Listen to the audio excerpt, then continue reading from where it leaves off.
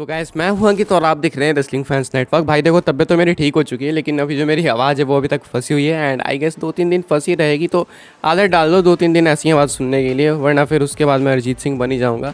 खैर शुरू करते हैं। सबसे पहले हम लोग मंडे नाइट रॉ की व्यूअरशिप से। तो रॉ की व्यूअरशिप निकल के सामने आ चुकी है। एंड जो मंडे नाइट रॉ की व्यूअरशिप है वो अगेन डाउन ही है। अब आई डोंट नो कि इस वीक कॉम्पिटिशन था या फिर नहीं, लेकिन पिछले वीक से भरी है 2 हफ्ते से। पिछले 2 हफ्ते तो 1.3 कुछ इतनी आ रही थी। इस वीक थोड़ी सी बढ़ी है, बट इसको बढ़ने से भी कोई फ़ायदा है नहीं। ये जो नंबर्स हैं 1.465 मिलियंस, ये कुछ इस वीक के नंबर्स हैं। अब इससे अच्छा नहीं बढ़ती तो भी चलता, यानी आई गेस इस वीक उतना कंपटीशन नहीं होगा, तभी थोड़ी सी बढ़ी है। एंड अगर इस वीक कोई कंपटीशन नहीं था, उसके बाद भी व्यूअरशिप इतनी ही आई है, तो देन सही में मंडे नाइट रॉ के लिए बहुत ही ट्रबल वाली बात है। 1.465 मिलियंस ये कोई नंबर नहीं है भाई। मंडे नाइट रॉ के नंबर्स आते थे 3 मिलियन 4 मिलियन एक टाइम पे।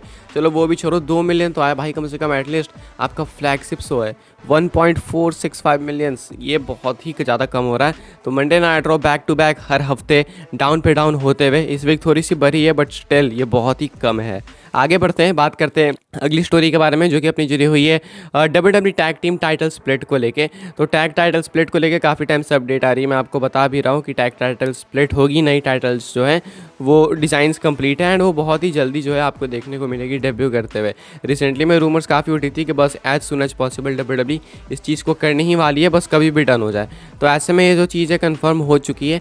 एंड बताया जा रहा है कि जो एक्सपेक्टेड डेट है वो है नवंबर से लेकर दिसंबर तक की, यानी कि इस टाइम पीरियड के दौरान आपको ये जो नई टाइटल्स आते हुए देखने को मिल सकती है।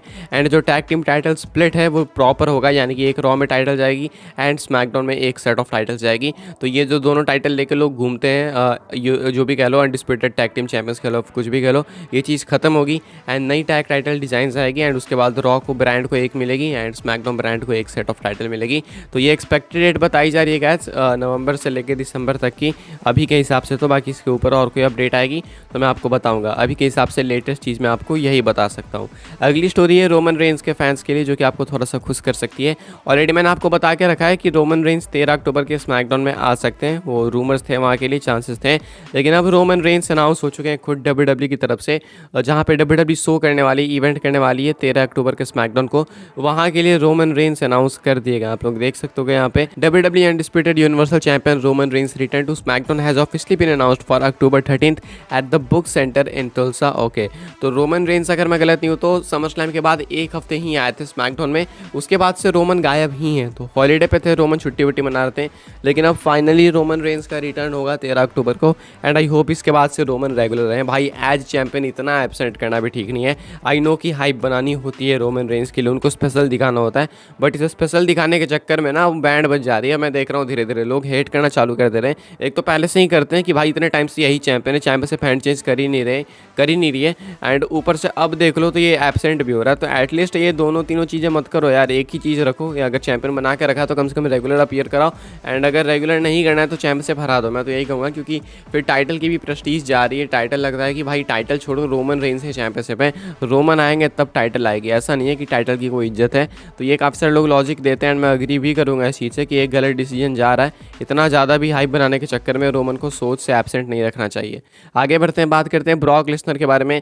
तो ब्रॉक लेसनर की एक्सपेक्टेड रिटर्न डेट है मेरे पास, मैं आपको बता दूं। लेसनर भी काफ़ी टाइम से गायब है समर स्लैम के बाद से। लेसनर का भी रिटर्न होगा, ऐसा नहीं कि वो रिटायर हो चुके हैं। लेसनर भी आएंगे, एंड अभी के हिसाब से अपडेट का कुछ ये कहना है। Most recent news I heard was they had spoke about Brock Lesnar returning to WWE in January. They did want Brock for Crown Jewel but not confirmed to be on the cards yet. So if not, expect to see Lesnar in January. तो यहाँ पे ज़रूर news की report है ये। इसका कहना है कि इन्होंने जो लेटेस्ट न्यूज़ सुनी है ब्रॉक लेसनर को रिगार्डिंग, ब्रॉक लेसनर के WWE रिटर्न के रिगार्डिंग, वो है कि वो जनवरी में आएंगे, यानी कि मान के चलो वही रॉयल रंबल के आसपास। क्योंकि WWE के प्लान्स थे उनको क्राउन जूल के कार्ड में ऐड करने के, लेकिन अभी के हिसाब से सिचुएशन कुछ ऐसी लग नहीं रही है। तो अगर वो चीज़ नहीं होती है तो देन रॉयल रंबल में ही वो आएंगे। ये सेम रिपोर्ट मैंने अपने अंदाजे से बताई थी कि भाई मुझे लगता है, ऐसा कोई रिपोर्ट नहीं थी उस टाइम, मैंने बताया था कि मुझे लगता है कि ऐसा हो सकता है। एंड देख लो बिल्कुल वैसा ही हो रहा है। मतलब मैं भी न्यूज़ सोर्स बन सकता हूँ। ये तो कमाल की बात हो गई भाई। तो ब्रॉक लेसनर जनवरी में आ सकते हैं, ऐसा मानना है ज़रूर न्यूज़ का। इनकी रिपोर्ट का ये कहना है, अगर क्राउन जूल के लिए वो कम्पीट नहीं कर रहे हैं तो। अंकल हाउडी की बात करते हैं। ब्रे वाइट की अनफॉर्चुनेट डेथ के बाद काफ़ी सारे लोग होप कर रहे थे कि uncle howdy at least WWE programming पे देखने को मिले, ब्रे वाइट की लेगेसी कंटिन्यू। क्योंकि ऑब्वियसली जो ब्रे वाइट है वो अंकल हाउडी के कैरेक्टर को नहीं नहीं निभा रहे थे, ब्रे वाइट के भाई बो डैलिस उस कैरेक्टर को निभा रहे थे, ऐसा कुछ बताया जा रहा था। कई सारे हिंट्स देखने को मिले थे, कान की जो बाली वाली थी वो सब देख के लग रहा था कि ये बो डैलिस ही है। एंड स्पेशली बताया ये भी जा रहा था कि बो डैलिस को WWE ने साइन करके रखा है। एंड क्योंकि बो डैलिस को WWE ने दिखाया नहीं ब्रे वाइट के ट्रिब्यूट वगैरह में, तो होप्स लोगों की और बढ़ गई कि WWE इसके कैरेक्टर को एंड इसको और छुपा के रखना चाहती है ताकि लोगों को पता ना चले कि बो डैलिस कंपनी के साथ काम कर रहा है। तो अभी अंकल हाउडी को लेकर अपडेट है कि अंकल हाउडी की लेगेसी कंटिन्यू होगी, ब्रे वाइट की लेगेसी कंटिन्यू करेंगे अंकल हाउडी या फिर नहीं, उसको लेकर न्यूज़ है ज़रा न्यूज़ की। इसका कहना है अंकल हाउडी में not be done either, sources has told Triple H wants Bo Dallas to carry on the legacy and is willing to give him the proper opportunity to do so. Talks ongoing but want to keep an eye out for after Survivor Series going forward. Big possibility we see him show up December और जनवरी। तो यहाँ पे बताया जा रहा है कि uncle howdy का भी जो सीन है वो WWE से ख़त्म नहीं हुआ है। इनके सोर्स ने बताया कि ट्रिपल एच जो है चाहते हैं कि बो डैलिस ब्रे वाइट की लेगेसी को कंटिन्यू करें एज अंकल हाउडी। यहाँ पे बताया जा रहा है कि जो बातें हैं बैकस्टेज चल रही है, देखना होगा सर्वाइवर सीरीज़ के बाद क्या होता है, जो कि नवंबर के एंड में होगा, क्योंकि रूमर्स का कहना है कि दिसंबर और जनवरी में या फिर इसी के आसपास आपको वो शो अप करते हुए यानी कि अपीयर होते हुए देखने को मिल सकते हैं। तो यहाँ पे एक बड़ी न्यूज़ है ये अंकल हाउडी को लेके, मे भी आपको अंकल हाउडी का रिटर्न WWE के अंदर जल्दी ही देखने को मिल सकता है। एंड अगर ये चीज़ होगी भाई तो लोग बहुत ही ज़्यादा इमोशनल होने वाले हैं। जख्म जो है भाई वो वापस से लोगों के उगने वाले हैं, वापस से जो जख्म है उस पर नमक छिड़कने वाली है WWE करके। हालांकि ये चीज़ अच्छी होगी, जब अंकल हाउडी आएंगे तो लोगों के लिए जो नॉस्टैल्जिया वाली चीज़ है वो ऊपर आएगी। हालांकि चीज़ बहुत पुरानी भी नहीं है लेकिन नॉस्टैल्जिया तो आ जाएगा क्योंकि ब्रे वाइट की डेथ हो चुकी है। तो अंकल हाउडी आ सकते हैं, लेगेसी इनकी कंटिन्यू हो सकती है। लेट्स सी WWE कब कराती है, रूमर्स का कहना है दिसंबर और जनवरी। आगे बढ़ते हैं गाइस, आखिरी स्टोरी कवर करते हैं। CM पंक को लेकर एक बड़ा हिंट ड्रॉप किया है CM पंक ने खुद से अपने WWE रिटर्न के लिए। एंड CM पंक को लेकर ऑलरेडी हमने कल रात को एक वीडियो कवर किया जहाँ पे कि मैंने आपको बताया कि ऑलमोस्ट कंफर्म है CM पंक जो कि WWE के साथ साइन करेंगे।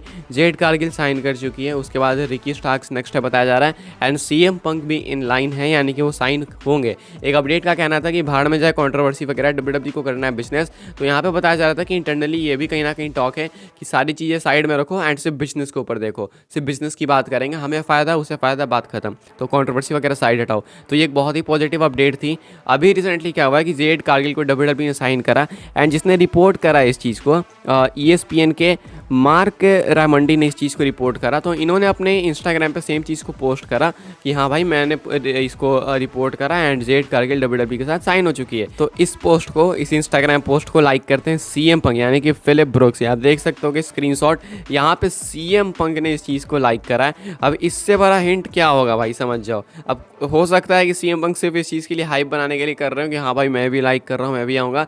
लेकिन यार इतने सारे हिंट्स हैं यार, माना तो चाहिए। मैं तो काफ़ी हाइप पर रहा हूँ इस चीज़ के लिए। साथ में अभी NXT में या फिर पता नहीं कहाँ पे एक विजनर ड्रॉप हुआ, ब्रायन फिलमैन जूनियर करके, जो AEW के थे, शायद वो भी WWE की तरफ आ ही चुके हैं। तो वो भी एक चीज़ हो गई मान के चलो।